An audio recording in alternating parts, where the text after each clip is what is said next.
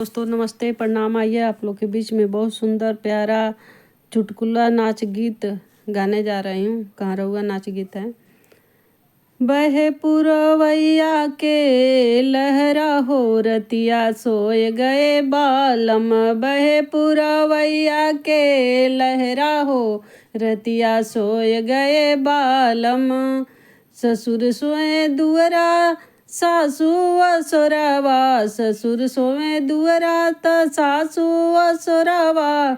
लहुरा देवरवा के लहरा हो रतिया सोए गए बालम। लहुरा देवरवा के पहरा हो रतिया सोए गए बालम। बह पुरुवैया के लहरा हो रतिया सोए गए बालम। जेठ सोए असुरवा जेठानी अंगनवा। जेठ सोए असुरवा जेठानी कोठरिया। लहुरा देवरवा के लहरा हो रतिया सोए गए बालम। लहुरा देवरवा के पहरा हो रतिया सोए गए बालम। बहे पुरुवैया के लहरा हो रतिया सोए गए बालम।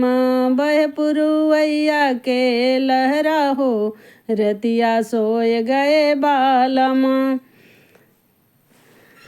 नंदोई सोए असुरवा नदिया अंगनवा। नंदोई सोए असुरवा नदिया अंगनवा। लूटे न नदिया पर लहरा हो रतिया सोए गए बालम।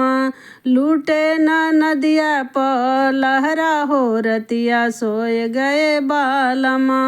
बहे पुरुवैया के लहरा हो रतिया सोए गए बालम। बहे पुरुवैया के लहरा हो रतिया सोए गए बालम।